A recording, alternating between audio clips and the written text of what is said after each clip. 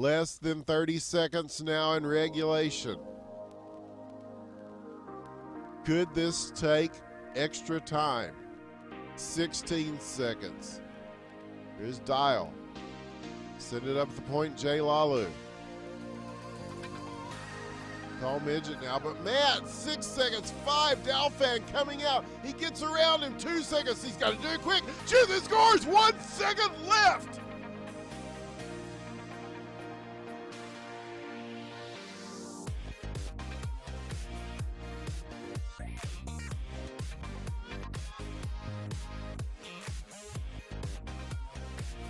All right, I am super excited.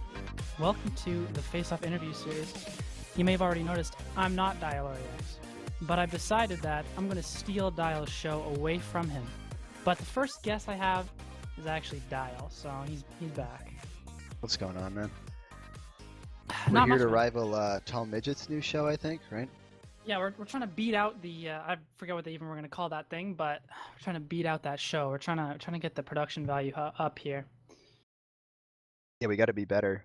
There's competition right now, right? So it drives up the quality of the product. Hopefully we hopefully we outcompete them. You might be the most interesting interviewee to have not yet been interviewed, mostly because you are the host. So I'm glad that you agreed to be interviewed yourself. I think the entire community is going to be super interested in the Dyaloreax story, not just because you've been here for so long, but I think in general, I think most people agree in the community that you're always an articulate person, even outside of an interview setting. So it'll be really fun to get into this, and I'm super excited. I'm really looking forward to it, man. Like I was saying to you right before we started with this, like I've had a lot of people suggesting to me, like, oh, you should, try to do a self-interview somehow. And I've had some offers of people to come interview me, but I was really excited when you showed interest in doing it because I think you'd be a great fit for this, and I'm really looking forward to doing it. So hopefully other people enjoy it as much as I know we will. I'm pretty confident they will, and I'm pretty confident I'm the best choice for the job. So if anyone's wondering why interview Dial, well, we'll take a quick gander through his very short accomplishments list. Not the most storied player, but we'll just go through it. So you served as an LHL commissioner for 10 seasons. That's the first thing Dial wrote down on this list here. Are you kidding me, man? You're gonna start with LHL? Come on, man. He played in all 15 LHL seasons that have ever existed. One of 3 people to ever do that. He was drafted first overall 5 times, and then he GM'd another 4 times. One of 3 players to reach 100 points in a season. That would be back in 4v4, if you're thinking that's kind of ridiculous. The only player to ever hit 100 points in 2 separate seasons. In terms of career player statistics, we're looking at 504 points in 198 games, 5v5, 387 goals, 117 assists. And then in 4v4, 392 points in 117 games played with 278 goals, 114 assists. A pretty good GM, 95 regular season games of GMing with a 63% win rate. You GM'd for 17 postseason games with a record of 8-7, essentially, 52% win rate. Made the postseason twice and the finals once as a GM. In terms of awards, he's got a shelf full. 13-time LHL All-Star, 10-time playoff appearances, 6 times in the finals of the LHL. 3 of those times he won. 9 times he had perfect attendance. 7 times he had the most goals. 5 times he was the season MVP. 5 times he had the most points. 3 times his team won the President's Trophy. 1 time he had the cup-winning goal. 1 time the playoff MVP. 1 time for best team play. 1 time for best GM. He holds the record for first, second, and third highest 5v5 single season goal percentage, so all 3 of those. He has the highest 5v5 career points, goals, points per game, goals per game, game winners, goal percentage, shots per game, games played, and time on ice. He's looking at the first and second highest 5v5 playoff goal percentage, and the highest 5v5 playoff shots per game. He's looking at the highest 5v5 career playoff points, game winners, goal percentage, and shots per game. And then in 4v4, he's got the highest single season goal percentage and the highest career points, goals, assists, plus minus game winners, games played. You want to take a breath there? I was going to say, I didn't think you'd read all of them. Not all of them. It's only the cool ones. Only But the fun ones. that's a lot of stuff, Dial. So That time on ice record is the one I'm the most proud of, oh, actually. you've been there for a while, that's for sure. You've stood there. Hey man, best stat is games played. It's the That most important shows stat of them all. your commitment. And really, what more could you want from a player than commitment? Yeah, that's a So, fair point. I could use some of that this season. We have oh, some wow. players on our team that have other things going on, and no disrespect to them, but HQM over real life. Come on, guys. Wow, that's quite shots already, man. Okay, well, let's just get into it. I want to assure everyone that Dial did not write his own questions. So if they sound I have no idea what's coming. He's not Absolutely none. egotistical, and there's no way that he's going to be able to stay away from the juicy topics here. I didn't write them, and importantly, you didn't show them to me beforehand either. Oh yeah, no. So it's gonna be an interesting situation. All off the cuff. We'll start easy. I'll give you a softball. So we'll start with. I took notes from your other interviews, so we'll just start with the question you love to ask. What got you into the sport of hockey, Dial? So my best friend growing up played hockey, and he was a big fan of this sport too, of the Bruins specifically. He grew up in the Boston area. He loved Milan Lucic, funnily enough. Not the same guy that plays in this community. But I used to go to a lot of my buddies' games before and after we'd hang out and whatnot. And that kind of started to get me into it. And he ended up taking me to a Bruins game in, I think, 07, whatever Lucic's rookie season was, which I think was 07 or 06 maybe. And that kind of started the interest in it, but I sort of lost it for a couple of years. And it wasn't until 2010 when the Bruins made the playoffs, and I had gotten out of school for the summer a little early, and we were looking at playoff games, and it was like, this is really exciting. Like I used to like watching hockey in person, so it might be fun to watch this too.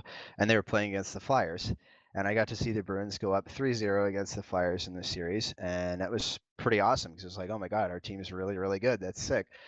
And then they proceeded to get reverse swept, which made me find the first team that I would hate in hockey, and that was the Flyers. So fuck the Flyers. But yeah, that season and that playoff run really got me into it. And funnily enough, people ask me why I like the Blackhawks because I'm mainly a Bruins fan, and the Blackhawks did cost us a championship. The reason why I like the Blackhawks is because of that same season, the Hawks beat the Flyers in the finals, and I don't think I've ever rooted that hard for a team to lose before. So I was pretty excited when the Blackhawks won in 2010, and that made me sort of a closet Blackhawks fan, whatever you want to call it. They're my Western team, my second team. So, but yeah, that's how I got into hockey. That's a very American hockey story. All the Canadian hockey stories are. I was 2 years old, and my dad sat me in front of the TV and said, "If you don't watch this, then I'm disowning you." It's a very American perspective on how to get into a sport like hockey. So we've covered hockey. Let's do. How long have you been gaming for? And what first got you into video games? Oh my God. It's been a very, very long time. The first game I ever played was Pokemon Yellow on Game Boy, and I think I was 4 years old. I think it was 96 or 97. I was either 3 or 4 years old, so I couldn't even read yet. And I got a Game Boy for my birthday, and it came with Pokemon Yellow. And I remember we had like a little guidebook that came with it too. And my dad would play with me. So what he would do is he would stay up late after my bedtime, and he would like play through like a half hour or 1 hour or whatever, then write down like little tips for me in the guidebook, turn off the game and not save it so that I could do it the following day, and then I would get up to where he stopped, and then he would take over that night. So he like really got me into it despite never really being a big video game player himself. Pokemon Yellow definitely the start of the end for me in terms of my video game. We'll call it an addiction, I suppose. But yeah, so that was the first game I ever played, and then the older I got sort of into RuneScape, and that's what got me into online games, and more towards like MMOs and whatnot. I ended up playing WoW after that, and then League of Legends after that, until I got here to hockey. So, favorite game of all time? Oh man, I gotta go with Pokemon Yellow, honestly. That like maybe it's the nostalgia of it and just knowing that like I learned how to read playing that game.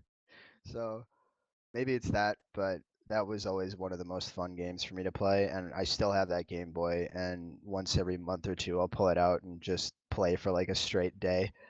So that's probably my favorite game of all time, but Hockey Question Mark's definitely bridging upon that. If you can call it a game, it's bridging upon that territory. Or like a drug experience or something. Yeah, So leads me to my next question. How did you first discover Hockey Question Mark?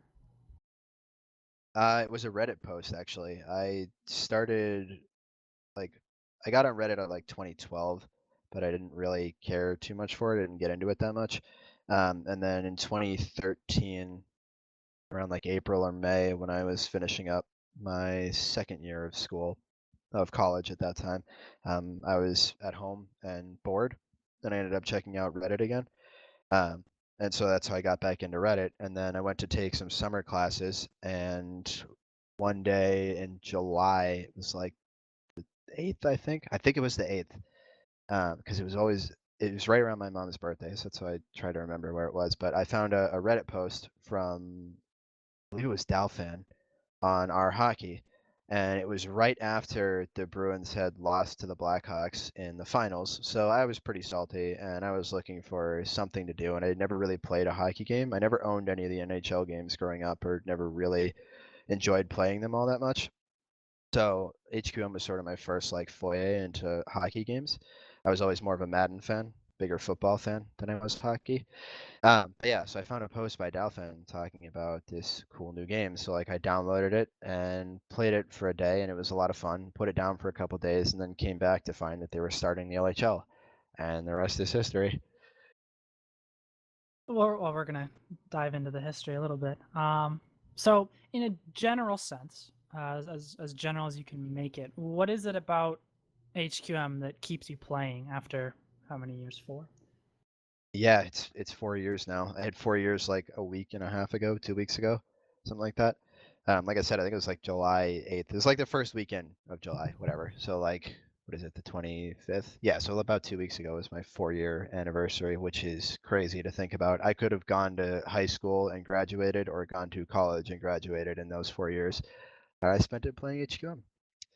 Um, but yeah, I guess the big thing for me has always been the community. Like I thought that was so cool when I got here, because I had always come from much bigger games. The ones I spent the most time on being World of Warcraft and League of Legends, and those have like so many players that you can find like small little groups to hang out with.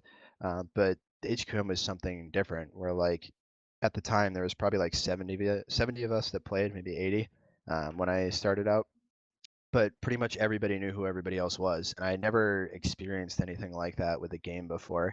The skill cap definitely helped. I like challenging games, and it sort of pushed me to practice more. And the more practice and time I put into it, the better I got. And I really liked and enjoyed seeing that. But it was definitely the community and the way it built up and the way it grew and the way it sort of manifested over time that made me love the game as well. And it's one of those things where, like, I think even if the game dies, I think the community will still be here and we'll find another game to play or another couple games to play. And that's what I think is super cool. Like, you don't find that a lot anywhere in life, let alone like on the internet with a bunch of anonymous strangers, right? Mm-hmm. So I think most people would agree in general. They'd probably consider you sort of a leader within the community. When do you think you became this sort of community leader? Well, pretty shortly after the LHL started, actually. So Taze, for those who listened to the interview, Taze is the one who started the LHL. And when he sort of started getting into it, it was pretty laid back. Like he had a couple of Google Docs for it to track things, but like we had the GMs taking down stats. There wasn't a set schedule. You were told you have to play this team on this day, but the time was completely up to you. We also played 5 days a week. So that was fun. So we played Sunday, Monday, Tuesday, Wednesday, Thursday. And you would be told, so for us, I was on Chicago, right? So I think it was Thursday or Wednesday, we would play Washington every week for 5 weeks. And we always had to work out a time with them when we would play. but we didn't have like Snapchat back then. The Reddit wasn't as big. People didn't get on TeamSpeak. So you had to, as the GMs, schedule the game and then pass that on to the rest of your team as well. And we had a lot of issues with things like scheduling, things like aliasing, issues with stat recording and whatnot, making sure that we're gathering everything. So a lot of that started to pop up, and I don't think Taze was really ready for all of that. I don't think he realized like the amount of issues that would occur. And I was one of the people that was willing to step up and help out with that. And so I, being on his team that season, tried to help, like not just him, obviously, make things easier for him, but make things easier for the community as well. So it was sort of like nobody put me in that role. I just tried to help the community out as much as I could because I wanted to see it succeed. And the more I did that through the first season and then into the second season, the more people just started to like look at me as like a leader or like one of the like leaders of the BOC, which we didn't even really have back then. It was just Taze. It was just a commissioner, but sort of started to lump me in with that. And then people would start coming to me with issues with the LHL and then obviously the RSL and all that later on. So Okay, that's interesting. that answer your question? I know I kind of like no, you got went off a little bit there, but you got it down. Okay, this is you sort of touched on it a little, but right now you still continue to pour, not as much as maybe before, but you still continue to pour some time and effort into the game. I mean, you've created the Faceoff interview series, and you are doing the highlight thread and all sorts of stuff, right? Why do you think you still continue to take that leadership role? because I want to see the community succeed. I mean, ever since I really started getting into this game in season 1, like I wanted to see a league of like 30 teams where we have a full NHL size league and there are line changes in the game and we can play 6-on-6. And I have these great visions of what I think the game could be. And I've never really been like turned off that, even though, you know, we've gone through a lot of stuff with Cryptic, and to an extent, I don't know if the game will ever get there. Realistically, I don't think it will, but I don't want to not put in the effort. Like it's something I want to see happen, and I want to give everything I can to try to get it there because I think there's so much potential here for not just the game but the community, and I want to see it become everything that it could be. It would really be disappointing to look back, you know, in 3 years and wonder like, oh, you know, if we had done this or we had done this, like would it have been different? Like would it have been better? I don't want to have regrets about it. So I'm putting everything I can into it to make the community and the game itself as appealing and as fun and as enjoyable as I possibly can. So talking about Cryptic C, Oh you boy. have in the past, at least a couple of times, attempted to contact Cryptic C, attempted to talk to him, and you haven't been as fruitful as you would have liked in terms of his response. Would you say that you are in some way disappointed with how Cryptic C's handled his game and his community? Yeah, I mean, I understand his desire to not work on HQM, and I think a lot of people struggle with that because a lot of people like myself see so much potential in this, right? And we're the biggest community for any of the games that he has. Like, there's a lot here already. We're willing to help him. We're willing to give him all this support, this money, and he doesn't really care. The reason why he doesn't care is because he believes that Sub Rosa, his other game, which is on Steam, is a more profitable endeavor and is more worth spending his time on. And as an indie dev, he has to pick and choose what he wants to work on because he needs to make money somehow. He needs to make a living if he wants to be able to keep doing it. And the reality is that HQM was never really more than just a demo of his physics engine that he created. So it was sort of a side project that turned into something so much more. And it's funny, like he did it in a week, but it turned out to be such an incredible game, such a unique experience that you'll never find anywhere else. But unfortunately, he doesn't see it that way. And I'm disappointed that he doesn't. And I'm disappointed that he doesn't like to interact with the community and doesn't like members here. But I understand why he would want to spend his time elsewhere. If I could change anything, I would want him to at least be involved more, to at least just outright say, like, look, I'm not going to work on 55 anymore, but like, I'm here to support you. I'll help you. Like, spread the word about the game and about the community, and I'll endorse like your streams and whatnot on Twitter. Like little things like that would make such a world of a difference for us, and it would take no effort from him. So in a way, I'm disappointed that he can't get there, but I've sort of like just accepted that that's the reality of the situation, as unfortunate as it is. You don't think there's any hope in the future of making contact with Cryptic C and getting him to do the stuff you were talking about? I'm always hopeful. I mean, if I didn't believe that there was a future for this game, I wouldn't have put 4 years worth of effort into it, both on and off the ice, right? Like I would have found something else to do. I would have gone and poured this time into something that I could have made money off of, for example. Like all the hours I've spent, and it's literally thousands of hours, not just in the game, but thousands of hours out of the game too, doing things like creating the schedule, doing the stats, watching games for saves, looking at replays for GNs or whatever, planning out stuff for like mock drafts and whatnot, planning off-season tournaments. Like there's a million different things that I do all the time, and I wouldn't do all of that if I didn't believe that there was potential in the future for things to change. I'm very cautious about that. I'm not expecting that because I don't want to get, I don't want to be disappointed more. But I am always hopeful that we will find a way to make this more than it is already. So, what about? I know a couple of people have looked at it. I know Matt's doing it now. What do you think about an alternative to the base game, an alternative to HQM? I think at some point that'll be necessary just because the game itself will have become too stale. I mean, it's fantastic for replayability. For a game that is 8 megabytes on its own normally, with like one rank, nothing changes. I mean, you can change the textures a little bit, but it's still the same game, the exact same game. It has an incredible amount of replayability, and that's awesome.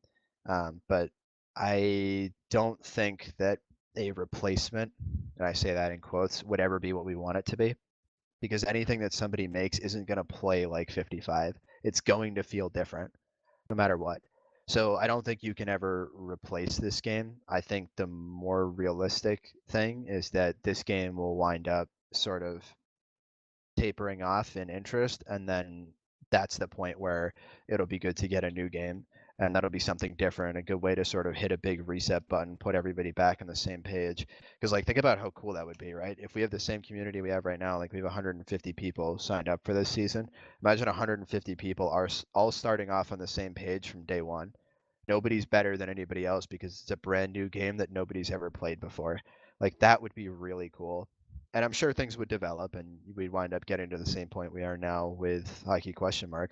But it would be really neat to sort of see that, like see how things change. Like would superstars right now still be superstars? Would there be any players right now who aren't considered good that would turn into elite level players, right? Like that would be a lot of fun. Okay, well, we'll shift gears just a tiny bit here, and I'll go. What's your favorite memory of all your time here in HQM?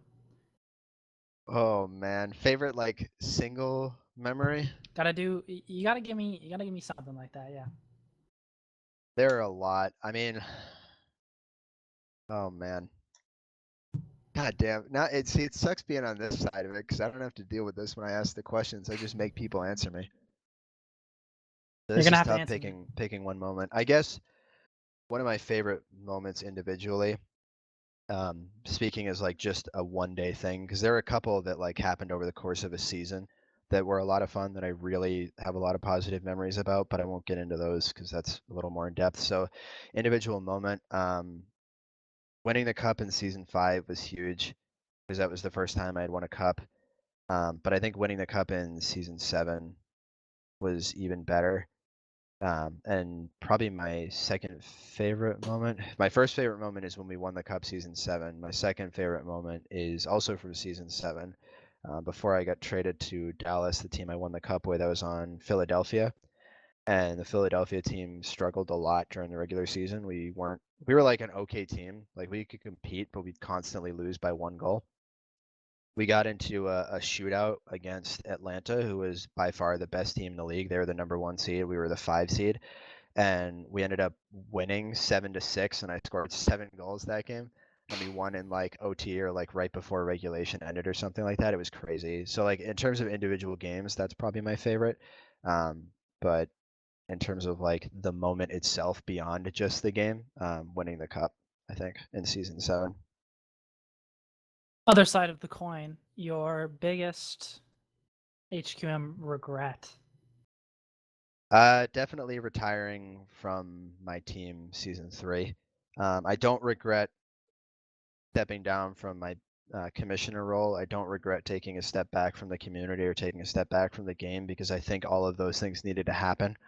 But I do regret sort of abandoning my team, because I was the GM of that team at the time, and we were the first seeded team. Like, we were headed straight for a cup, and they ended up losing without me. They made it to the finals. They had a 3-1 series lead in the finals and ended up losing 4-3. Not my fault. They will blame that on me.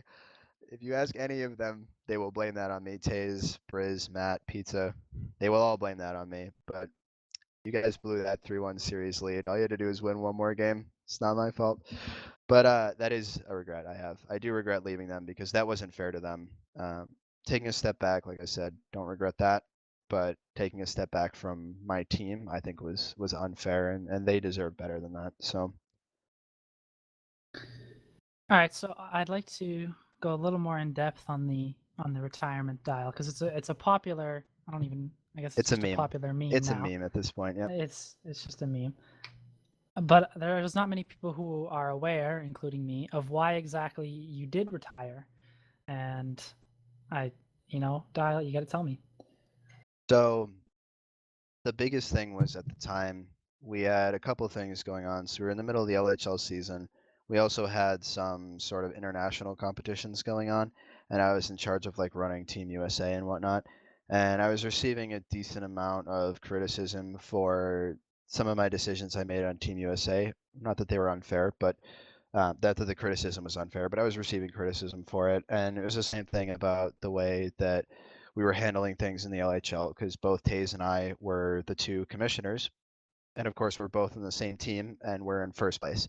So any decision we make looks sketchy to that extent, because it makes it look really easy for us to be sort of stacking the league in our favor in some way.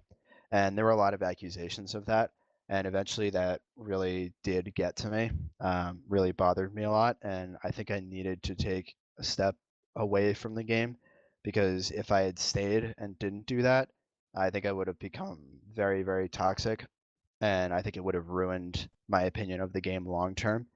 So I had to step away. And then at the same time, anyway, I was getting into a relationship as well. So having that as an external factor, where it's like, why am I coming on to play this game when every time I get on, I'm being berated for something, when I could just like go hang out with my girlfriend instead? Like, what is the point? So I reached that point where I just said, fuck it, and I stopped. And like I said, I regret abandoning my team, but I needed to take that step away and sort of just like reset my opinion on HQM and on the community. And the thread, if you go read it now, I mean, that retirement thread honestly did so much for me, because that really changed my opinion. I'd really soured on the community at that point, and seeing all the positive feedback that came from that was something I've never experienced before and probably never will again, where that was like the first time that people had come out and sort of like openly appreciated like what I had done for the game and the community, and that was really, really special, because that's not something you get very often, and I doubt I'll ever have something like that again in my life. So that meant the world to me, and that was a huge reason why I did end up coming back. Could you quickly touch on any other reasons why you decided to return to the game? Why I decided to return? Mhm. Basically because I missed it. I mean, like I said, getting that feedback, that positive feedback, was the thing I really needed to help me get over all the negative feedback that I was getting. 'Cause it's just getting tired of it, right? Like, and I mean, you probably had it as well, where it's like just constant accusations of stuff. And like, I have pretty thick skin usually, but eventually it wears down. It wears you down to the point where like you just can't deal with it anymore. And that manifested itself in me wanting to step away. So, but it was about a full month off that I took, because I retired like a week before the playoffs started. So I was back in time for the start of the following season. But yeah, I mean, I missed it. I missed it because I remembered why I'd spent all the time on the game in the first place, and I didn't want that to go to waste, and I didn't want the community to suffer as a result. I wanted to continue what I started and not sort of just let that year that I had spent working on stuff slip away and become meaningless. Okay, so we'll transition here because I don't want to cry anymore, Dial. In the early 4v4 seasons, the very start, you were already a cut above the rest of your competition. Why do you think you were able to gain an advantage from the beginning? Playing a lot, to be honest. It was playing a lot, and it's not just playing. Like, this is something I try to tell people when we did like things like the NADT and when I used to be able to GM RSL and whatnot, which I'd love to do again if I could. I just can't commit to the 5 days a week anymore. But playing the game and playing it with a purpose. So not just like getting on to have fun, but getting on and playing to get better, specifically working on things. So like something I always struggled with early on was receiving. So I put a shitload of time into learning how to receive. The first guy I used to do a lot of practice with in the off season between season 1 and 2, not led is what he's referred to as now. We called him PB or NPB. PB is the like periodic table element. I can't think of the word for it, but the acronym or whatever for lead. So we used to call him PB. So if you hear me say PB, I mean not lead. But anyway, so he and I would get up at like 7 in the morning and we would go sit in a server and pass back and forth to each other for like an hour or two, like every day for a while. So we would do that, and so I got really good at receiving. And then the next thing was my deking was never that great. So I spent a lot of time working on my stick handling, being able to get around people. And that was something else where I would practice with, like, Taze is a good example, because Taze was learning how to play defense at the time. So we would do the occasional practice where I'd try to get around him. Another one I practiced with was Tim Barrett and guys like that, where guys that were good at defense that I knew could play defense well against me, and I practiced just trying to get around them in a one-on-one situation. And that made a huge difference, being able to spend hours like working on those specific factors over and over and over again. Because that's the big thing. You have to play for a purpose. You have to play to want to get better. It's not just about playing. It's about there being meaning behind that, beyond just, oh, I want to go get on HQM and play in a pub and have some fun. Like, I want to improve on my backhand shot. I want to improve on my forehand shot. I want to improve on my deking. I want to improve on my passing. I want to improve on my deflections, whatever the case is, right? But that's something that I don't think enough people do now. Like, everybody plays the game a lot, but nobody really knows like what to do about it, I guess, or like how to go about it to like get better. And that's honestly the best piece of advice I can give you. So you were pretty successful early on, 4v4, lots of points. After a few seasons of 4v4, the community was debating back and forth on whether to go to 5v5. So would you say you back then were a proponent of a shift to 5v5? Why No, or why not? I was hard against it. I was very hard against it. So we had stepped down when I retired. I stepped down from BOC at that point in time. So I did not BOC, and we were going into season 6, between season 5 and season 6. And season 5 had been really lopsided. We had done 8 teams, which was a lot of fun. But as a result, there were 8 teams, so the talent gets spread kind of thin. And some of the teams were really stacked, and some of the teams really weren't. And so that became sort of a big problem. It's like, well, how do you balance the league? We also had player protections at that time. For season 5, you could protect one player just like we could this season. And Matt and I were on a team together. So there were a lot of complaints about the two of us being on a team together. So we were going to have to get rid of player protections anyway. And there were issues with parity because we had more teams than we really had players for. So we were going to have to shrink the teams by a little bit anyway. And we were talking about going back to 7. That's sort of when Super Haklu and Matt, who were the 2 BOC members at the time, they took over for Taze and I after we stepped down. The 2 of them at the time decided that maybe going 5v5 is the solution because we still keep the same or a similar number of starters You have 32 starters with 8 teams in 4v4 versus 30 starters with 6 teams in 5v5. So we keep roughly the same number of starters, so we're only shrinking by a little bit. And it gives us a good reason to get rid of protections because we're shrinking the number of teams and whatnot.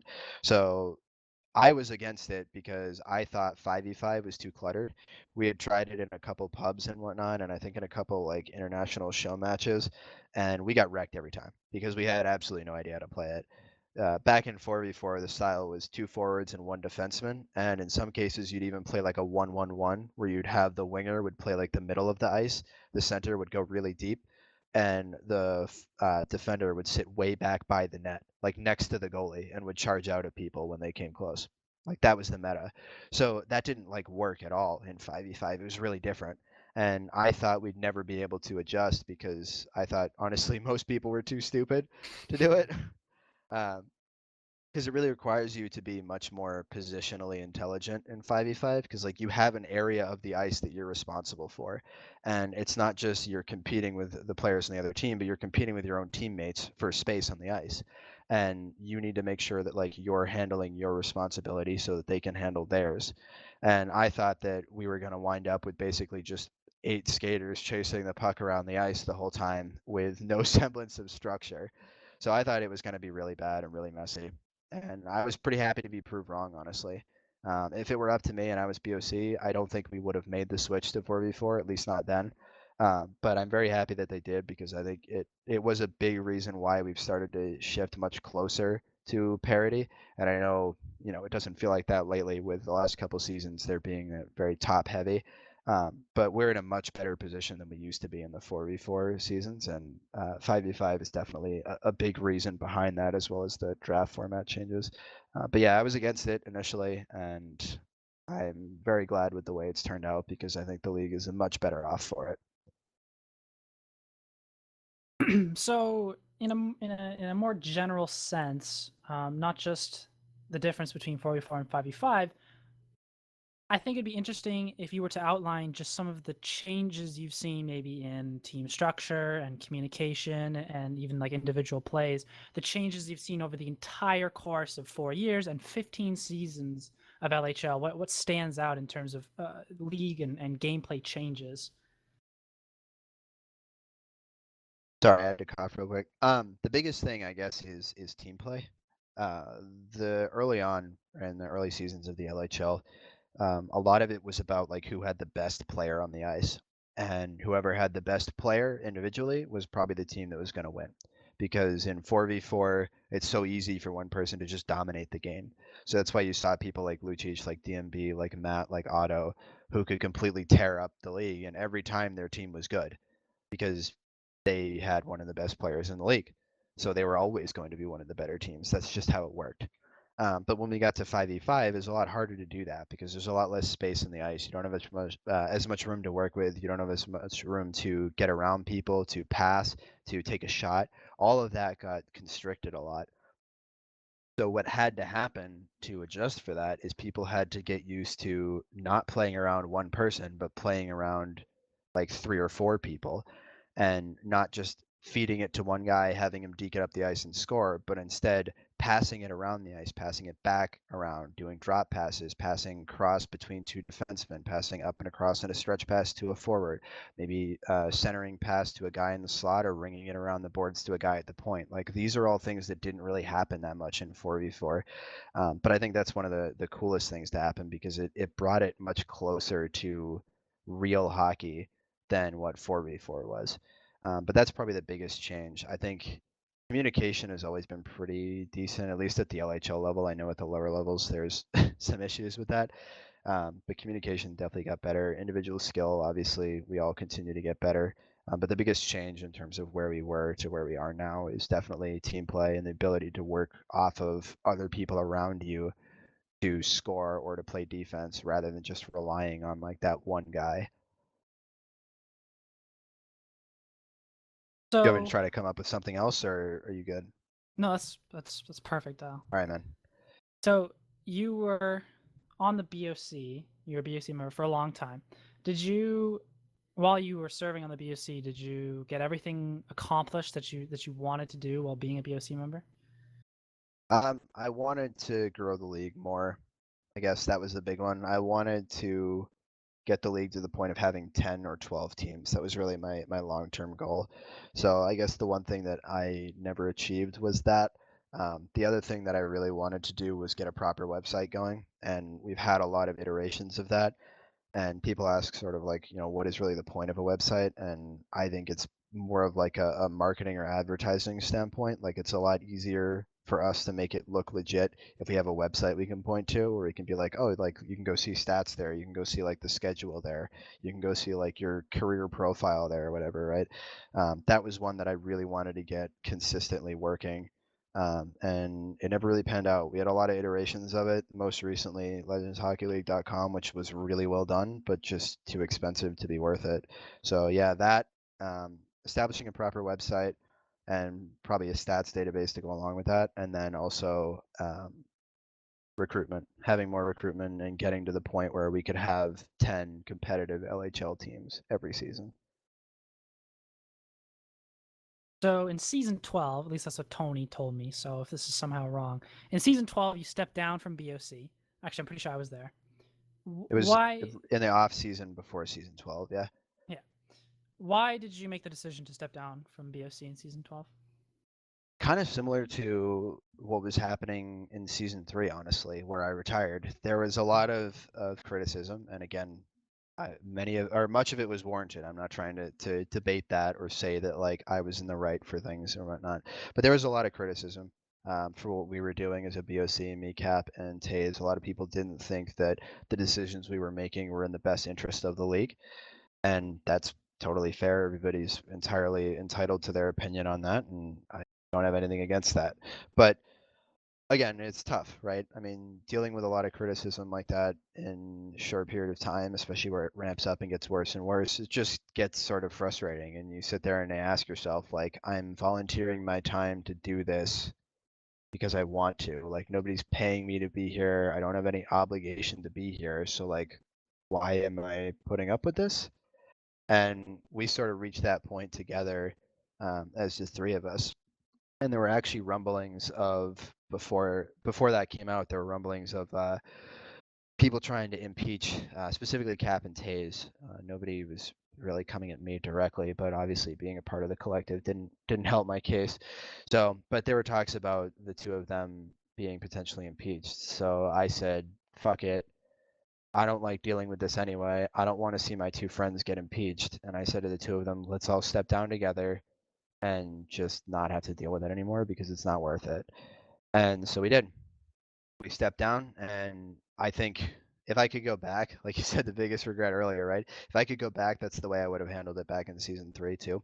Just stepped away, done things like stats and whatnot in the background, but not been like a four-figure of the LHL or anything like that. Not been like the person making decisions, and just stay out of the light for a little bit. And that really helped, to be honest. Because as soon as you do that, right, all the criticism goes away because now they're concerned about the new BOC and how they're ruining the league. And I definitely wasn't as fair to Guy, BG, and Tony as I should have been. There were some incidents early on where they were sort of like learning what they needed to do and how they needed to behave and how to enforce the rulebook properly and whatnot. And being a past BOC, like I'm never going to necessarily agree with all of their methods, but I respect their choices and their decisions. But it was tough early on because it's like looking at sort of something that I've worked on for so long, right? And to see somebody else take over where you don't have that direct influence was a little hard. But I'm glad I did it, and I think the three of them do a good job. It's not perfect, but it doesn't have to be. I mean, it shouldn't be perfect. Nobody should expect them to be perfect because nobody's paying them to be there. So they're volunteering their time just the same way we were. And I think that's something we all have to remind ourselves is like, it's easy to criticize people for making decisions that you don't want, but without the work of people like that, the community and the leagues and the game wouldn't be here. Like you wouldn't be playing it right now. So as frustrating as it is, sometimes you do have to kind of take a step back and look at it objectively like that. And that's what I needed to do when we stepped down. Would you consider running for BOC again in the future?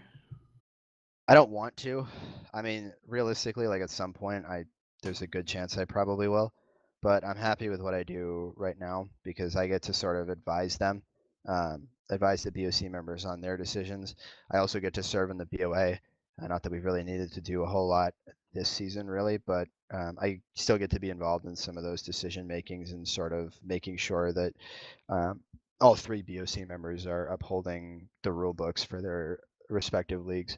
And I still do things like stats. I mean, I do all that. I make the schedule still, make the draft board, all that stuff. And I'm fine with that because I know it helps the community and I know it's necessary for us to continue and to grow. And I don't really need or really want the title that comes with it. I'm happy to just do the work in the background and let the league continue as it is. And I don't think I need to come back right now, just to clarify anyway. If we saw some turnover in BOC members and there wasn't great candidates to fill in after they leave, then maybe that's something that I'd reconsider more. But for the time being, yeah, I don't really want to come back, to be honest. Mm-hmm. You're a career-long LHL player, but you talked a little bit about the GMing of the RSL and stuff. I know that in the community, there's sort of not so much the RSL, but the JSL. There's a criticism of how the system is designed, what the system is intending to do, how it's failing at doing what it's intended to do. How do you view, to a lesser extent, the RSL, but how do you view the RSL and the JSL systems? Are they doing what they were made for? Or... Okay, so the RSL I don't think is really a problem. I think the one thing that I wish the RSL would sort of get over in general is having superstars. I don't think there's anything wrong with there being superstars in a league. We have superstars in the LHL. Do we send Otto to the league above us? No, of course not. He plays in the LHL. I don't think there's anything necessarily wrong with there being elite level players in a lower league. I think that's fine. A lot of those situations that come up where it's like, oh, we need to get this player out of the RSL or this player shouldn't be allowed here. Like, I get it to some extent, but like, it shouldn't matter. Like, that's part of what makes it exciting, that there are superstar players, that there are people that can take over a game. Like, that's fun. That's part of sports in general, and it's no different here. And I wish people weren't as uptight about that in the RSL. I do wish the mindset in the RSL was a little better too. I feel like a lot of people sort of just like stagnate and they're just there to have fun, and that's totally fine. Like, I get that. If you're there to have fun and you don't want to be that competitive, that's great. But the problem is I think there's too much of that, and this sort of applies to the JSL too. I think there are too many people that don't want to improve or that maybe don't know how to improve, and a lot of those people end up being GMs too. And when they're GMs, they impart a lot of that laziness, for lack of a better word, or lack of desire, right? They impart a lot of that onto their team members. And so it becomes less and less about like improving and getting better and more about just like, I'm going to show up and bum around and have fun playing this weird game. And I wish more people would take it a little more seriously. And I think one of the ways that we could help with that is by having LHL players as GMs of the lower league, specifically the JSL.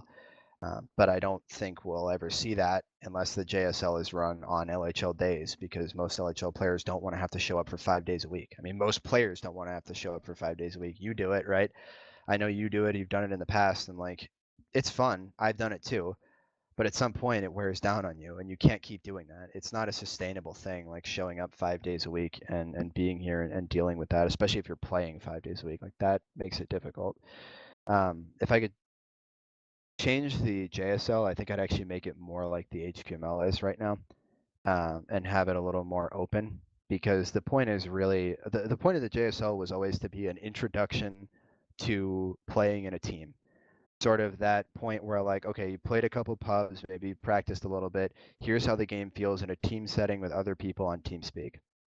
It wasn't ever meant to be something like hyper competitive. It wasn't meant to be a place for like the shittiest players to go live in, right? It's meant to just be that introduction to the game, to playing in a team environment.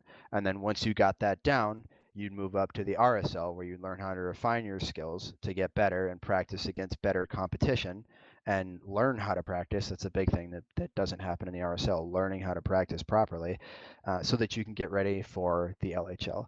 And I think we've sort of lost a lot of that over the way in the past couple seasons. We've lost a lot of that like what the JSL and the RSL were originally intended for. And I know the leagues grew into what they grew into because they kind of needed to for things to stay how they were.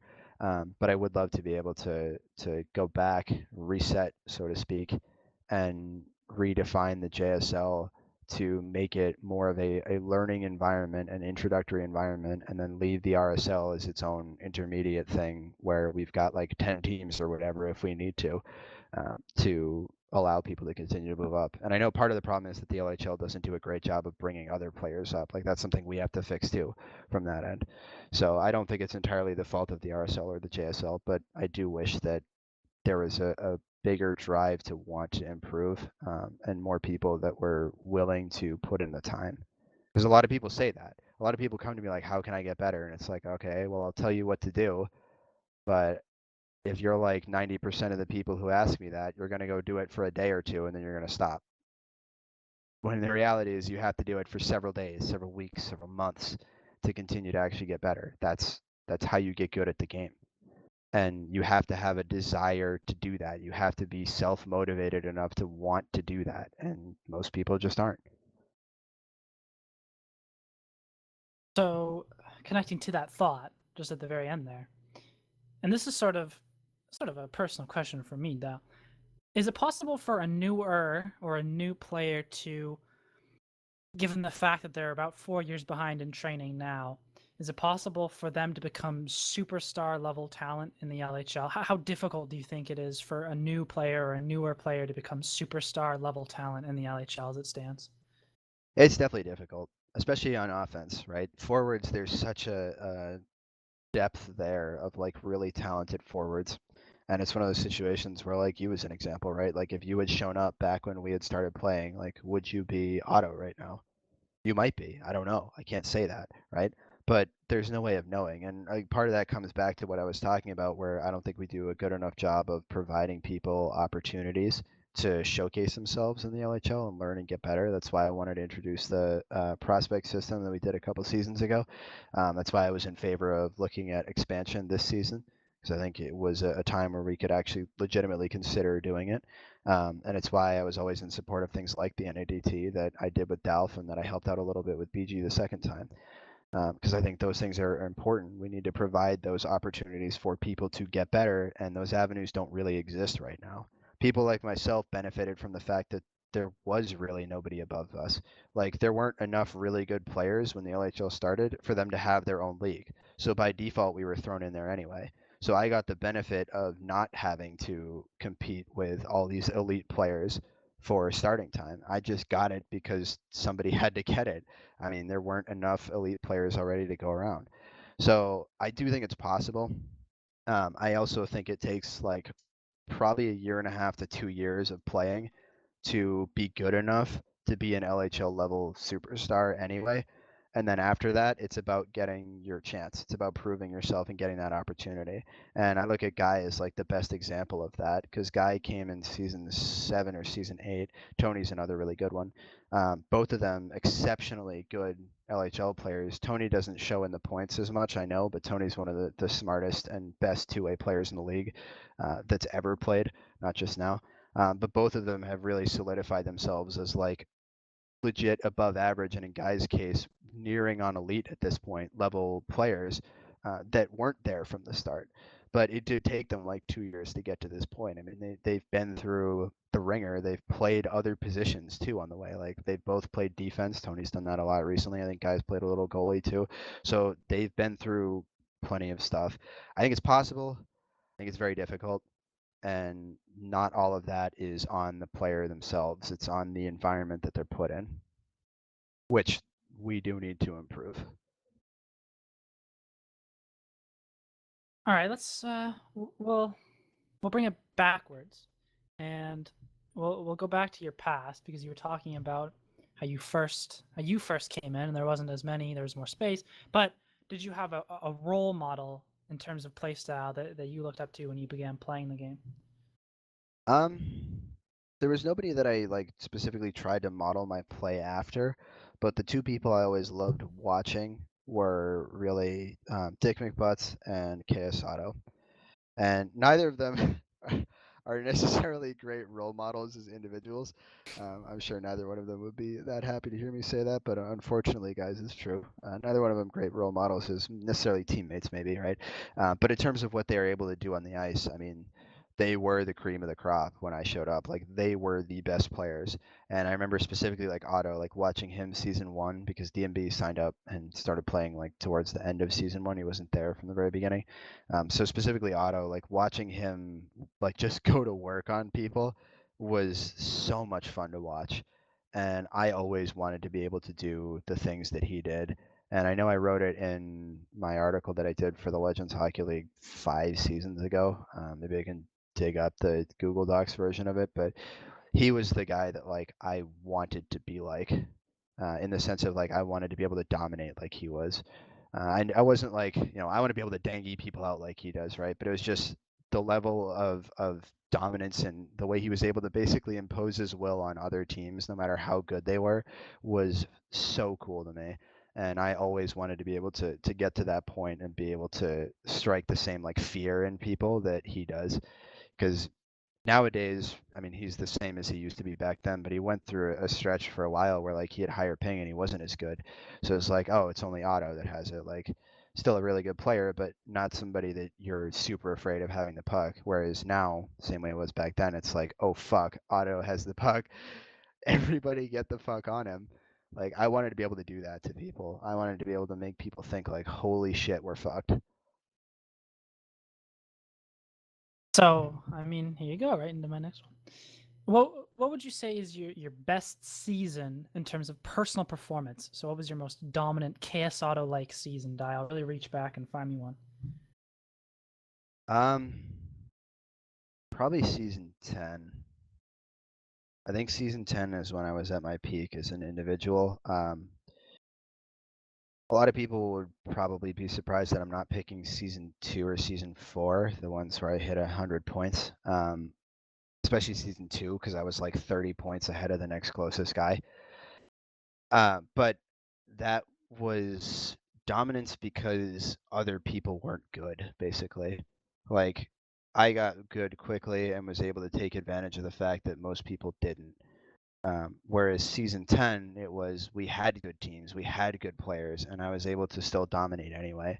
So I think that is more impressive. The season 10 regular season is more impressive and is probably the peak that I've been as a player, just in terms of like consistency and ability to single-handedly put my team in a position to win the game. So before we get there, I just want to clarify because they'll kill me if I don't. The guys around me on my season 10 team did a lot to set me up and put me in a good position. So if I was on a worse team, maybe I wouldn't feel that way. But Dalf, PK, Cap, BG, and TikTok, all of them did a fantastic job of putting me in a position to succeed. So I wouldn't have had the same level of performance without them. So even though it was my best season individually, like it is always sort of that like what if I didn't have those great players around me, like what would have been different? Would I have been as good? We'll switch from individual to team because I know you don't want to brag about yourself, Dial. What would you say is the most dominant team you've been on? Season 3 Chicago was very dominant, but that's 4v4, so maybe that's my 4v4 most dominant team, but most dominant overall, I think, was, again, probably Boston. We were really, really good at just exerting constant pressure and making it really hard to not just, like, hold a lead or get a lead, but, like, win the game, too, outright. Like, we did such a fantastic job at that, and that was one of the most clutch teams I've ever been on, too. Where it didn't matter what the score was. It didn't matter how much time was left. We would always find a way to come back in the game and give ourselves a chance to win. And that was awesome. That was so awesome. So we weren't necessarily blowing people out all the time like Calgary was, but that was, I think, season 10 was one of the most balanced seasons in the LHL, and we were still able to net like 20 wins or whatever we got out of 25 or something, or 18 or 19 like that. Like we had an incredibly good performance, and we always found ways to win games. whether it was through me, whether it was through our goaltenders having a great performance, whether it was through Dalf with his long shots or Cap with his tip-ins, like whatever the case was, we always found ways to win games, and it was a lot of fun to be a part of. Okay. All right. So this might end up with the same answer, but I'll go for it anyway. Favorite team to be on? Favorite team? Yeah, favorite team. Your most fun. I've had a lot of really good ones. I guess my favorite team, looking back, Boston is definitely up there. I have a lot of fun memories, even though that season ended really poorly for us. We had a really bad playoff run, myself included. I was way worse than I should have been. I place a lot of the blame on myself for us not winning that season. But favorite team that I've ever been on was probably season 2 Chicago. And I say that because season 1 we had basically the same team. So it was me, Taze, Sammy, and Burn Warnham season 1, and we were the 5th seeded team, and we were like 1 point out of last place. So like we were shit. We were not that good. We got beat constantly by teams that were even slightly better than us, and they'd beat us convincingly. And yet we came back season 2 with almost the exact same lineup. We added Not Led, who was a backup season 1, so he wasn't even a starter. We added Not Led, and we went on to be the first place team in the league with me, Not Led, Taser, Burn, and Sammy. So almost the same exact core. And that was probably the favorite team I've been on, not just because of the people around, because I love all those guys, and they made that so much fun. And again, same thing, right? I wouldn't have had the same level of success individually without them. Um, but it was the learning process. It was growing together, and that's something that like I wish I could experience again, because we took what was basically the last place team and turned it into the first place team over the course of one season, with 4 out of 5 players being exactly the same. And that was so much fun, and I have so much pride in that, because like we didn't have an auto to carry us, we didn't have a DMB to carry us, we didn't have like a Dalfan or a PK, like a really good, like somebody with really good game sense to teach us how to play the game. Like we did it ourselves, as all players that were new when the LHL started. Like we did it without them, and that was incredible to me to really sort of like take that in and realize that is probably my proudest achievement that I'll ever have while playing this game. So I was going to ask a couple of questions, but I feel like I don't want to have those questions ruined by the same player. So I guessed your answer to a couple of these questions. So I'm going to ask you preemptively just about Matt as a player. I'm going to guess that he's probably your pick for best player of all time. Yes, yeah, he is. And I'm going to guess that he's probably one of your favorite to play with and watch. So I Yep. just want you to drool about Matt for, however long you see fit. So then I can actually ask you some insightful questions. Matt is incredible. We traded for him season 2 into season 3, that off season. We did player protections, and every team was allowed to protect 2 players. So I was the GM of Chicago, and I chose to protect Taze, and then I was going to protect Not Led. Not Led decided that he didn't want to play with us the following season. He wanted to do something different, so he refused protection. So I traded Not Led during the offseason. I traded him for Tim Barrett, who is the best defenseman in the league, season 1 and season 2. And then it came to my attention that Matt wasn't going to be protected because he didn't want to stay with the team that he was on from season 2. So he had been a rookie season 2 at the time, but he looked really good. Think like Juice right now, very similar, like able to exert like a lot of individual skill, even around players that had been playing longer than him. He was able to look like he was really good. So I took the chance on him, and I traded Tim Barrett for Matt. So this is all in the offseason, right? So I've gone through 3 players now. So now I have Matt and Taze on my team, and I protect both of them. And I got to watch Matt grow as a player, learning from both Taze and I, sort of refining his skill and allowing him to unlock like all that ability that was hidden away inside of him. And the 2 of us, basically, Taze and I, tried to give him the most consistency we could around him to allow him to sort of experiment and find his limits and test what he could do. And that was so much fun to be a part of. And I mean, most people that are playing now will have at least seen him, hopefully, at his peak. But there's never been a player who could will his way to victory like Matt could. in season 3 and in season 5 when I played with him again, most of the time he would fuck around during the game, try to do all these like crazy, ridiculous like tip plays or like these crazy cross passes or drop passes or all these like nasty receives into one-touch goals or one-touch passes, like just some ridiculous shit. And we'd fuck around all game, specifically him. Like he would just have fun with it. And then the third period would come and he would just flip the switch and just be like, okay, I'm gonna go score 3 goals now. And he could just do that. He could just take the puck, walk through 3 people and put it in. It didn't matter who was on the other team. It didn't matter who he was playing with, how good anybody else was on the ice, how good the goalies were. Didn't matter. If he wanted to score, he could do it. And it was absolutely crazy to me. And I never got to watch Gretzky growing up as a kid because I was a little too young for that. But it's what I imagine Gretzky must have looked like playing because he just did whatever he wanted to. And I wish he had stuck with it and been as consistently good in 5v5 as he was in 4v4. But it is just crazy how he's always in the right position, always maintains his momentum well, always is there for the puck when he needs to be offensively or defensively, always receives well, always passes well, always had a filthy shot, could always just deke around people. He came up with things like the jump deke. He does something really crazy now where like he can cup the puck on his stick, and I think Guy and Crab have learned how to do it too, but can like cup the puck on his stick and basically pick it up off the ice and put it into the net. It's absolutely insane. I don't know how he does it. And the craziest thing is not just that he's able to do those things, it's that he's able to do them consistently. Like that's the really cool thing. And that's something that goes hand in hand with like what you spoke about earlier, right? Like newer players getting good enough. I think like after 2 years, you can do all the same things that somebody else can. So like Guy as an example can do everything that Matt, Gabe, DMB, Otto, or I can right now, right? But it's the level of consistency to which you do it that makes you an elite player. Like if you have flashes of greatness, that's one thing, but if you can consistently be great, that's a completely different story, and it's really hard to do that.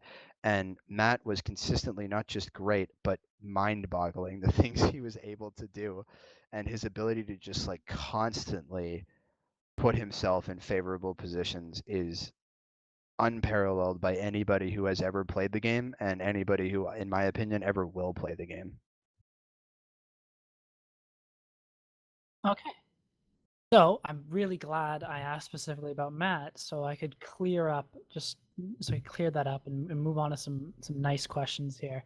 If you want, I Three- can answer some of those other questions excluding that. Yeah, If you're that's really interested exactly in what that. I'm gonna do. So Okay. we're gonna go with who is your favorite player to watch? Who's your favorite player to watch right now? Or yeah, we'll just go with right now, currently. Here, we'll do two-part, okay? We'll do two-part question. Who's your player to watch currently right now? And who was your favorite player to watch all time? Both of those questions exclude Matt. Ooh. So right now, I mean, it almost feels like a cop out because everybody feels this way. But I guess probably Crab, just because like his again consistency is always really really impressive, and I'm always impressed by how intelligent he is and how almost every time he has the puck, he's making the right play or the smart play. Like it's very rare that you find him making a mistake or finding him making like a game changing mistake. So right now, I think is probably him. All time, all time's a tough one.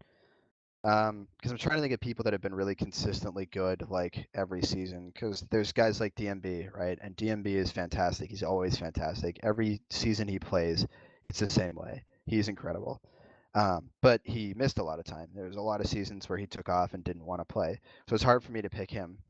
Lucic has had more ups and downs in his career. He's played every season, but he's had some seasons where he hasn't been as good. He's had some seasons where he's been like, holy fuck, this guy might be one of the best players of all time. Otto's the same way, had up and downs. Like he's had seasons where he's been excellent, had seasons where he hasn't been. Um, so all time, that's really really hard to say because there's so many players like that I don't think consistently were necessarily great for an extended period. But I think if I had to pick one, I'd probably go with Taze actually. And I know a lot of people don't think he's as good as he used to be, and there's definitely some value to that. I mean, he doesn't practice as much, he doesn't play as much, he doesn't care as much as he used to. So it completely makes sense where they're coming from in that, and I understand. But I think he gets a little too much crap and not enough credit for how good he still is naturally. I think he is so much fun to watch defensively because he, like Crab, is almost always in the right position. And even if nowadays he doesn't have the same level of mechanical skill, he always puts himself in a good spot to be successful. He always puts himself in a good spot to like block the puck or to block the centering pass or to body somebody out of the shooting lane or body somebody off of the puck. Like he's just always in the right place. And he sort of went through a stretch there where he wasn't as good, and he's sort of coming back on that now. I think he talked about it a little bit in the interview we did, but the season 13 playoffs in New York, up till now, he's sort of like rekindling some of that desire and passion he had for the game. But I think just in terms of his ability to play defensively, like he is the best defensive player to ever play this game, and I don't think that will change. And his, again, consistency and ability to do that when there are so few other people that can reliably is just so incredible and requires a tremendous amount of intelligence that I don't think goes appreciated enough, to be honest. So probably him all time, and then like excluding Matt, and then Crab nowadays. Okay, so second part of this one. Who's your favorite player you have ever played with, excluding Matt? Oh, that's gonna have to be Dalfan. Gonna have to be Dalfan. Kind of similar to Taze in terms of consistency, but Dalfan was always much more offensive oriented than Taze was. Taze is a very good two-way player. He's very good offensively, so I don't want to take away anything from him there. But Delph's ability to like see the stretch pass as an example, or to see like cross passes, or to see one thing we always used to do is he would take it back behind his net, and then I'd be on the left boards, he'd be coming around behind his net, and I would cut into the middle of the ice, and he would be able to tell that I was going to cut into the middle of the ice, and he'd throw it there for me to be able to skate into it and pick it up on like a 1-on-0 or a 1-on-1 situation. Like his ability to read the game the same way that I did was so much fun. And it really unlocked what I was able to do as a player because he constantly put me in a good position to score. And he was always reliable defensively too. Like I always trusted him. If the puck got past me, I didn't care because Dalf was back there and I knew he could handle it. Taze is a close second to that. A lot of fun for a lot of the same reasons, but I think Dalf was more creative and definitely had a more similar mindset to myself in terms of like how I wanted to play the game, especially in terms of like breaking out the puck and offensively. So that really made it a lot of fun for me. Let's put them all together, Dial. Your current 5v5 dream team. Do I get players in their current like playing ability right now? Like You what? get them right now. Okay, so I can't get like peak Matt on there. I have to get Matt right now. Do you want to do two parts of this, Dial? Do you want me to do all time 5v5? I mean, I'm prime? down to We're do doing that both. too. No, we're doing both. Okay, you give me your 5v5 All right, current and your 5v5 all time. Okay. current. Okay, so they're gonna be pretty similar. But current, I think I would go with probably Kiwi and Net. I know Taze chose Meatcell, and to be honest, I think you can't go wrong with a lot of the goalies. There are a lot of excellent goalies. But in terms of right now, Meatcell's been the most dominant goalie this season, but the past like 3 seasons or so, it's been pretty unanimously Kiwi has been like the guy the last 3 seasons. So I think it would be unfair to pick anybody other than him for current. And then alongside that, I think I would pick Dalphin Taze on defense, and then I would put Crab on offense with me. And a close second to that would probably be Otto. But more likely I'd choose Crab, just because I think Crab and I would play better together than Otto and I would. Not that we couldn't figure it out or anything like that, but Otto and I have similar playing styles. So it makes it a little bit harder because we both have to adjust to the other. Whereas if I'm playing with Crab, right, it's more of that style fits well alongside mine, and mine fits well alongside his. So that would be my current. What about your all-time dream 5v5 roster? All time, probably going to be pretty similar. I think I would choose Taze and Delph again on defense. Goalie is much harder. I think the best goalie at their peak was probably Fat Squirrel. Obviously, we didn't get to see the longevity from him, but like I have never played against anything like that where it just felt like every shot, it didn't matter where you placed it, it didn't matter which way he was facing, it wasn't going in. I've never felt that way playing against somebody literally every time you face them. And I played Fat Squirrel a lot in that season because we played them in the finals too, but we also scrimmed them almost every day for at least 2 or 3 games. So I got to see a lot more Fat Squirrel than I would have liked to. So probably Fat Squirrel, same defense, and then I would put Matt on offense with me. Close second would be Crab. So really not that much different. Mm-hmm. So you GM'd a few seasons and you got to the finals and you were pretty successful, I'd say, on as a GM. So to you, and I mean, you don't even have to look at it from a GM's perspective. You've been on a lot of winning teams. To you, what's the most important aspect of creating a winning team or having a winning team? Teamwork and communication. I think if you work well together and if you can communicate well together, you don't need to have the most talented players on the ice to win. And I think that's been proven a lot of times in the past. Like we've seen some really high talent teams, like Boston as an example, and you can say things like that are a fluke if you want to. But I think the ability to play well together is really what makes a team good. And that's why the teams that have won recently have all been that way. I mean, you look at like New York 2 seasons ago when they upset Boston and Nashville. Like that was a team that on paper most people didn't consider to be as good as either one of those 2 teams. Some people thought they were the worst team in the playoffs of the 4 of us, and they may have been justified by that. But in the playoffs, they played extremely well together and they had better team play than any other team did. And that's what won them that cup. I think that can't be understated, and that's something that I think really goes missing in the RSL, and that's something that it takes a big adjustment when you get up to the LHL level, is taking a look at that sort of seriousness that most people approach it with, and that ability to communicate well and be able to play well with other people and sort of like adjust to the play style around them, because it's not just about you.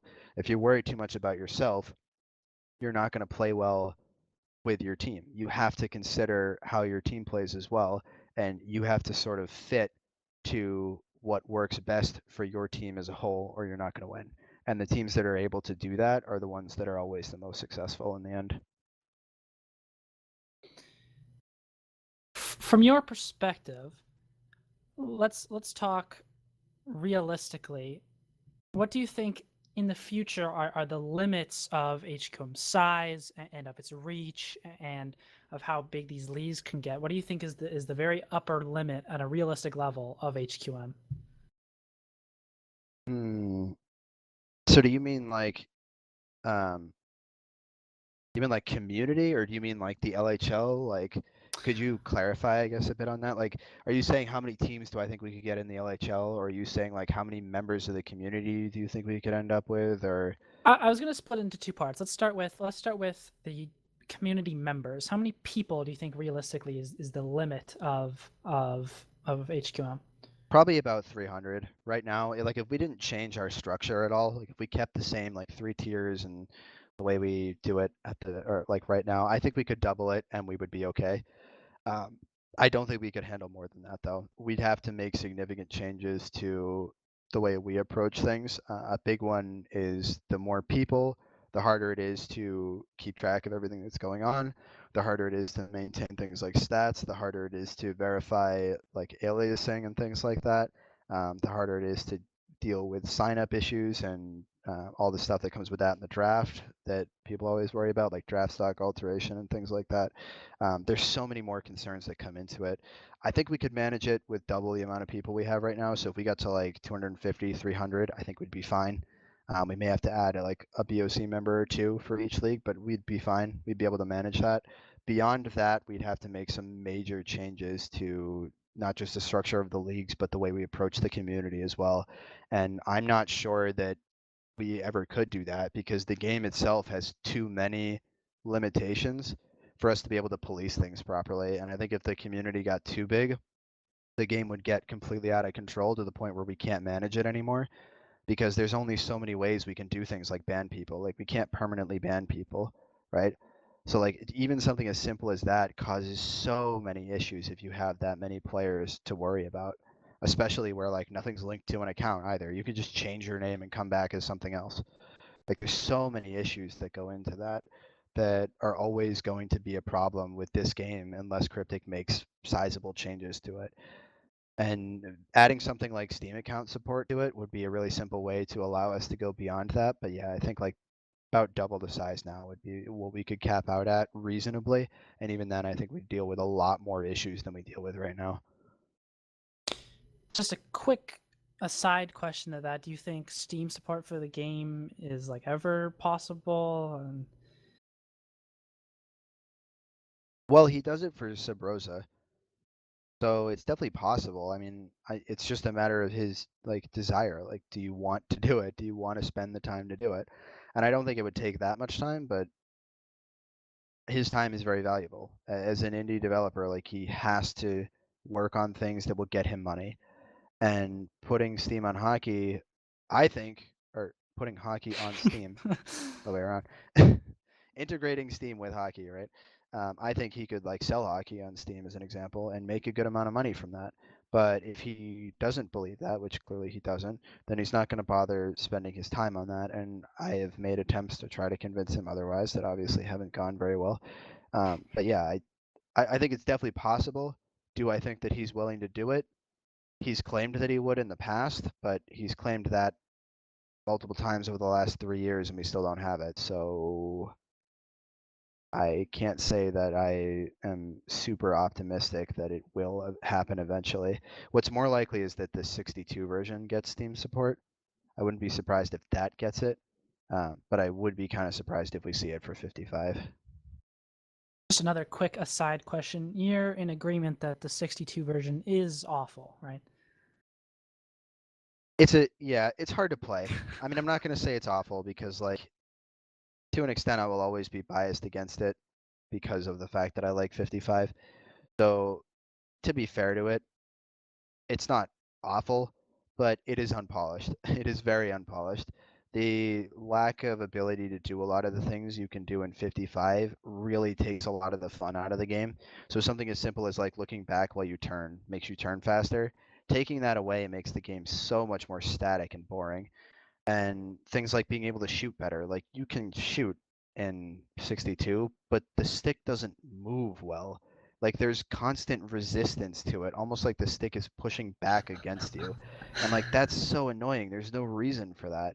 And another one that he kind of fixed is like falling over all the time. It's way easier to fall over in that game because he's going with a little more realistic physics, but he didn't change anything about how the movement works. So you're just sliding around all over the place and it's way harder to change directions. There are a bunch of little things like that that just make the game not fun to play. And at some point it might be, but it might be worth playing at some point. But in my eyes, I'm not going to switch over to that game when I know that 55 works and I know I can do everything here and I don't feel the same level of limitation that I do in 62. Even if the mustaches are nice. I just think that game is so strange, man. Although I guess not much more strange than the one we play. So let's. This is gonna tie back to the limit thing we were talking about. It's probably more of a joke at this point, but have you ever considered the idea of one big league, one big league here? To be honest, not for our community. I don't think that would work well. Mostly because you'd get we had problems with it with 8 teams in the past, where some teams are non-competitive, and in a community like ours where a lot of people don't want to have to work hard for success, most people don't want to have to work hard for success, you're going to wind up losing players who are stuck on bad teams because they don't want to be on bad teams. Nobody wants to be on a bad team. And the more teams you have, the harder it is for all the teams to be competitive.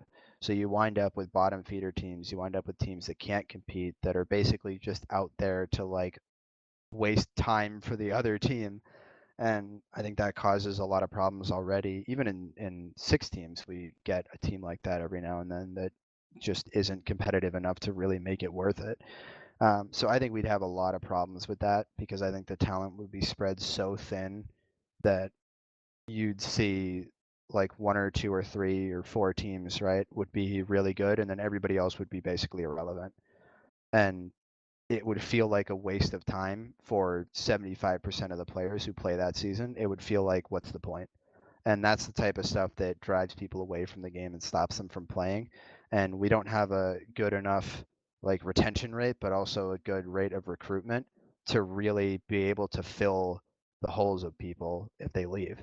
I mean, that's sort of why the LHL and the other leagues are catered towards people that aren't as competitive, that don't have the same drive to improve.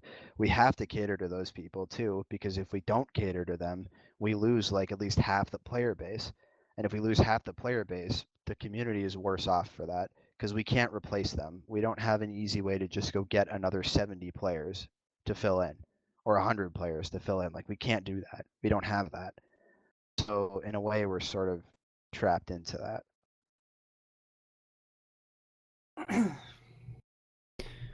So,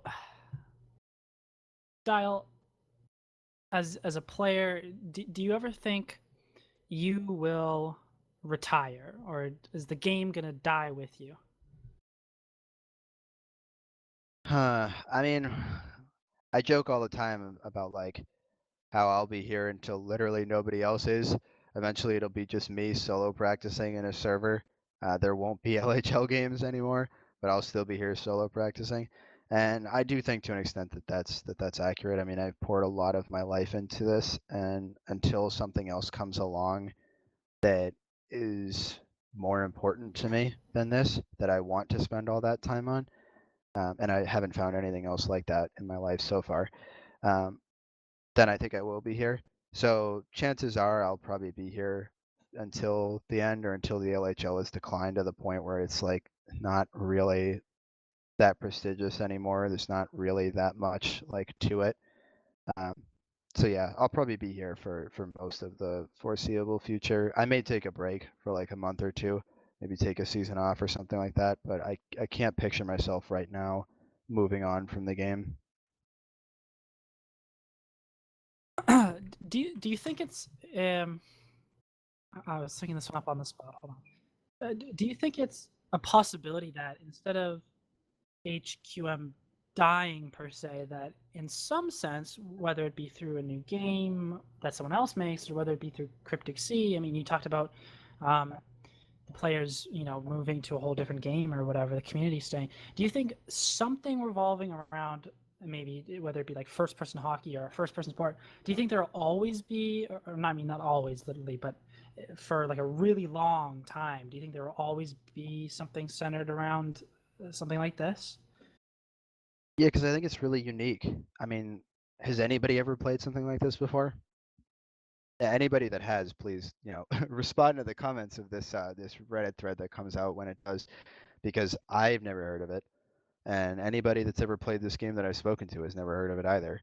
There's nothing like this, and it's niche for sure, but I think it will always have a place because there's nothing else that you can compare it to, and there's nowhere else that you'll get the same experience and the same level of control.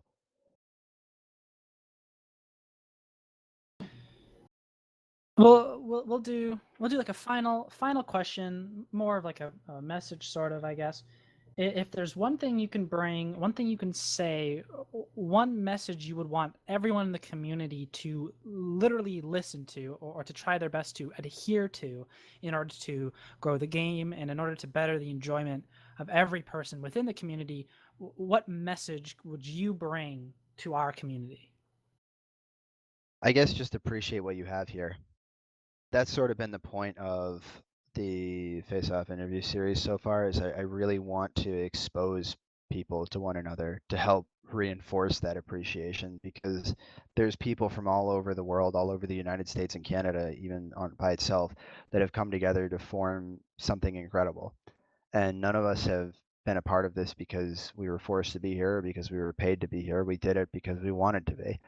And we've built something that is incredibly special, and that I don't think any of us will ever experience anything like it again in our lives.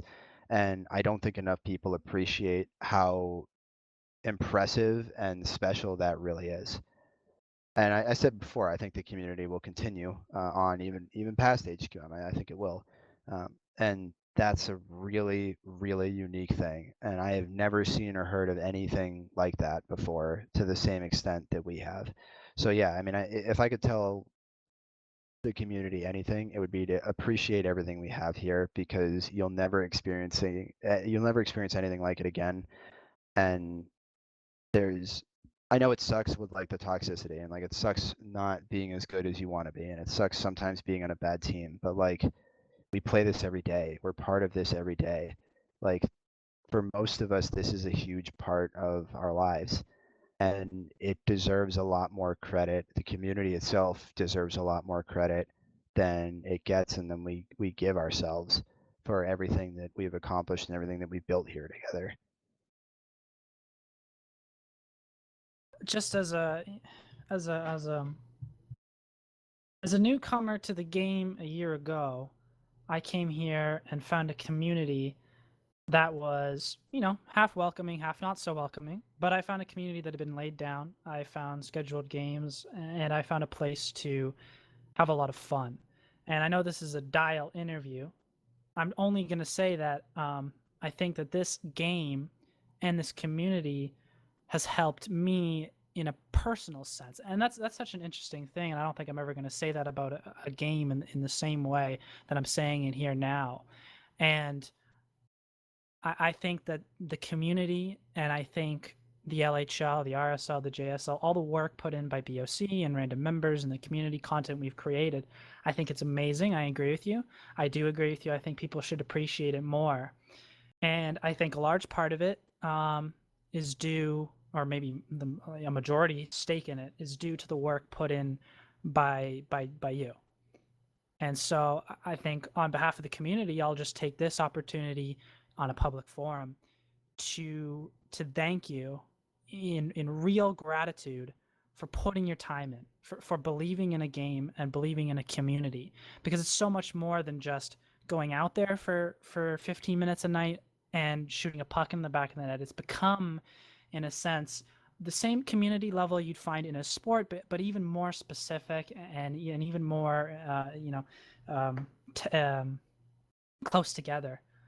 And so I think all of us in the community owe a lot to Dial. I think everybody in the community, mostly everybody in the community, appreciates Dial's work and is very thankful for everything that Dial's put in. So I'll let that be the ending note, and then we'll go with any shout outs that Dial has, or anyone he wants to say hi to as we do as we close up here. I guess just shout out to everybody that's been a good friend to me while I've been here. There's an incredibly long list, so I'm not going to go through all of you because I'll leave people out and then they'll be upset that I left them out. But yeah, anybody who I've been friends with, I've been close with, people that have helped me get better as a player and as a person, people that have supported me through some of the tougher decisions that I've had to make and some of the easier ones as well. So huge thanks to all of those, and thanks to everybody that plays this game and that shows up. Like, you talk about the amount of work that I do, and I mean, yeah, like definitely that's a big part of it, but the other part of it is that the community needs to be there, and it was there, and it has come together, and I can sort of help push things in the right direction, but it's up to the community to sort of take that and do something with it.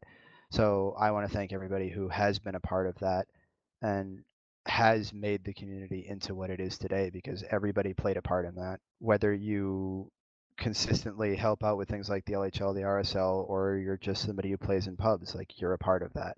So thank you for making this into what it is today. And thank you for giving me a reason to believe in this.